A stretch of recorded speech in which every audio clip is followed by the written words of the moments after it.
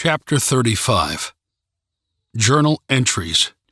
Verona's Journal. June 13th. I love it here. It's weird how much Nurin reminds me of Asur.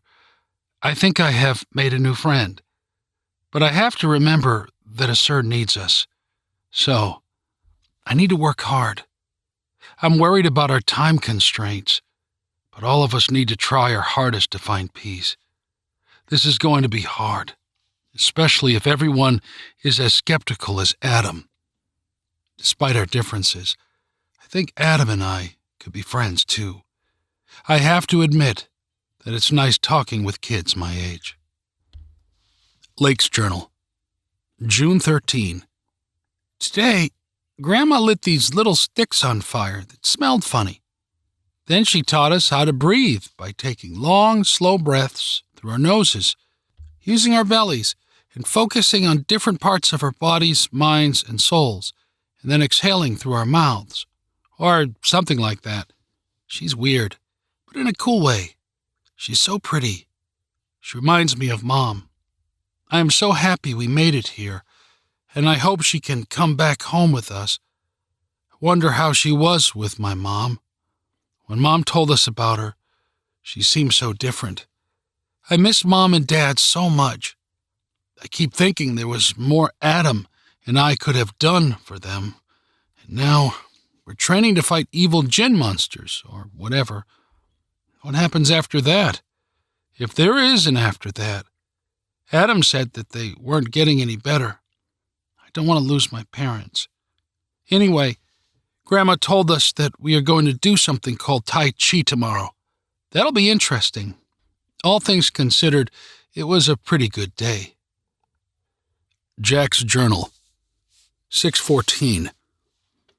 After meditating all day yesterday, today we were more active. We did a couple of hours of yoga. It's not my cup of tea, but speaking of tea, this lady made us all drink this special tea. She said it was supposed to remove all the toxins from our bodies. I don't know if it removed any toxins, but it definitely cleared me out. Adam's Journal. June 14th. It continues to violently storm outside. Nurin keeps us in the house, giving us silly tasks to complete. It's all very ridiculous. I don't know how scented candles and Celtic music are going to make us superheroes, but whatever.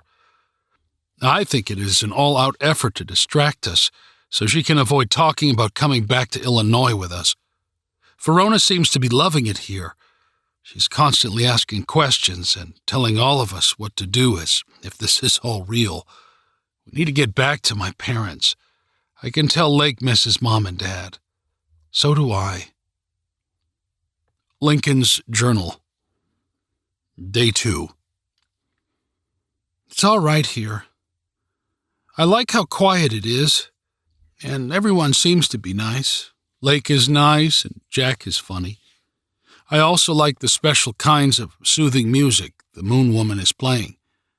But we've been doing this for 2 days with zero progress, as far as I can tell. Besides, I will never find my gifts because they don't exist. I don't know how to find my inner peace. Verona, of course, is doing amazing. She asks all the right questions and does everything correctly. She isn't even bored with all the meditation and tea like Jack and Adam are. So hard being Verona's brother. She does everything perfectly, and I can't do anything right. I can't even talk. I wish that I could, but it's just so terrifying. I have so many things to say, so many questions to ask, but I just can't. I wish I was more like Verona. Jack's Journal. 6:15. Today's assignment was to write down our fears. I used to be afraid that I would be invisible to everyone my whole life, and nobody would ever know I existed. But then I met Adam and Verona and Lake and Lincoln. They all see me, and I think they all like me. I guess now I'm scared that when all this is over, I'll lose them and go back to being invisible. Verona's Journal, June 15th. Naren asked us to write down our fears. I'm afraid for the health of my friend, Asur. I called him today. He said he was fine and recovering nicely, but he sounded different. I'm afraid that if we fail, he will die. But I am hopeful that the Moon Woman can help us. She has to. Oh, and Aunt Kara called again today. She told me that she would try to get to our house as soon as the weather lets up. I told her not to bother, and Lincoln and I were fine. I guess I am also scared we will be discovered. Lincoln's Journal, Day 3. What am I afraid of? What am I not afraid of is the real question. I am afraid of literally everything, and I'm afraid I will always be afraid of everything. Verona says that it's okay to be afraid, but I know that's not true. She isn't afraid of anything. I'm tired of being afraid. I don't want to be the weak link in our group. Naren has been talking to all of us individually. She wants us to talk about our problems. She wants us to feel unburdened or whatever. Talking to her isn't as hard as talking to other adults. She even let me choose the music during group meditation today. And at that moment, with my sister and all of our new friends, I wasn't that afraid. But that moment quickly faded when I remembered that this was all temporary. Soon, we will leave and fight monsters. And if we win, that's a giant if, we will all have to go our separate ways again. Then I will be all alone and afraid again. So, I'm afraid we will lose, and we will all die. But I am also afraid we might win. Lake's Journal, June 15. Every time I close my eyes, I see Mom and Dad's lifeless bodies, and I'm scared they will die, and Adam and I will be all alone. I wish I had the power to save them. Adam's Journal, June 15th. We have homework. What are my fears? Where do I start? Well, my parents are dying, for one. But that is what I am scared will happen. It is not what Naren was talking about, truthfully. I fear failure. I've always feared failure. I fear I will fail Mom and Dad. I'm not an athlete like my dad or a good role model for my sister. I am scared I'll fail in school, and I'll fail in life. I'm scared I'll get hurt if I put myself out there. Just look at me now. I finally did something courageous for the first time in my life. And what do I get for it? I get to train to fight demons. How can I possibly not fail at that, too? But maybe most of all, I'm scared I will fail the only friends I've ever really had. Jack's Journal, 6/16. I never knew burning incense and scented candles, listening to music, doing yoga, and closing your eyes and meditating could be so exhausting. Who are these people? What did I get myself into?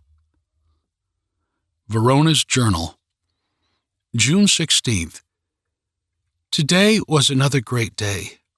I can feel myself getting closer and closer, but I'm not sure as to what yet. We had our yoga and Tai Chi sessions, and then Naren taught us a prayer that we can repeat over and over that invokes the power, majesty, and magic of the sun, earth, and moon. Today, we also worked on picturing images in our heads, and then using our minds to alter the images in different ways. This process was very grueling and emotionally draining. Naren monitored our progress, and when she saw that the fatigue was too great for one of us, she would give that person a break by drawing a warm bath, complete with bath salts and oils. I think we all needed at least one break today. Jack took 2 or 3 baths. Tomorrow might be the day. I can't wait. Adam's Journal, June 17th. Today, during a 2-hour-long meditation, I could not concentrate. All I could think about was Verona. It was so annoying. I think she might be a witch or something. Even with everything going on, I still can't get her out of my head. What's wrong with me? Jack's Journal, 6/17. We did a bunch of stuff. I'm so bored of all this meditation and yoga crap. I want to go home. Verona's Journal, June 18th. After 6 straight days of focusing our minds, everybody had reached and gone well beyond their limits. I can sense everyone's frustration. Maybe Nurin could too, because she made us a special dinner. We all sat around the table eating food, made with special natural herbs and other ingredients, designed to help us relax. Then she started telling jokes. The Moon Woman is actually very funny. It's no wonder, after all, she has accumulated almost 700 years of stories and jokes to draw from. We all started to forget about our situations, our training, and our worries. We had a lot of fun. We ate and laughed and talked for hours around the little table. The next thing we knew, it was very late, maybe 2 a.m. Nobody seemed to realize the time, until Nurin insisted that we all go to bed and get some rest. This is our 7th straight night at the Moon Woman's home. Still no results. I am starting to worry. Lake's Journal, June 18. Today, during meditation, I must have fallen asleep because I remember having another dream about the girl from the hospital. Only this time, it wasn't a scary dream like the others. It was peaceful. We were in a sunlit meadow, playing and running. Afterward, we were lying in the grass.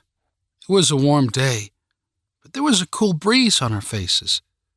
I closed my eyes and concentrated on the breeze and the peaceful feeling I had. After what seemed like hours, I opened my eyes. But when I did, I was standing next to her bed back in the hospital. She asked me if I remembered what I was supposed to be doing. Then she said, "It's time." That's when I woke up. I think it's time Adam and I go home. Adam's Journal, June 18th. Tonight was fun, but I am concerned about my grandmother. I have not known her long, but she seems to be in more and more discomfort every day. Lake and I have been staying in our mother's old bedroom. Tonight, before she fell asleep, Lake came over to where I had prepared a sleeping bag. It's on the floor next to Mom's childhood bed, where Lake has been sleeping. My mom must have also liked the moon, because the room is littered with little moon trinkets. Lake sat next to me and rested her head on my arm. I put my arm around her. I knew exactly what it was about. Neither of us have never been away from our parents for this long before. Last year, Mom and Dad forced me to go to a 7-day summer camp in the woods. But Lake has never spent even 1 day away from them before now. We miss them very much, and I think we are both secretly wondering if we would ever see them again. After about 5 minutes of silence, Lake got up, kissed me on my forehead, and walked to the door to switch off the light. As she climbed into bed, she said, "I want to go home." I did not respond, but silently agreed.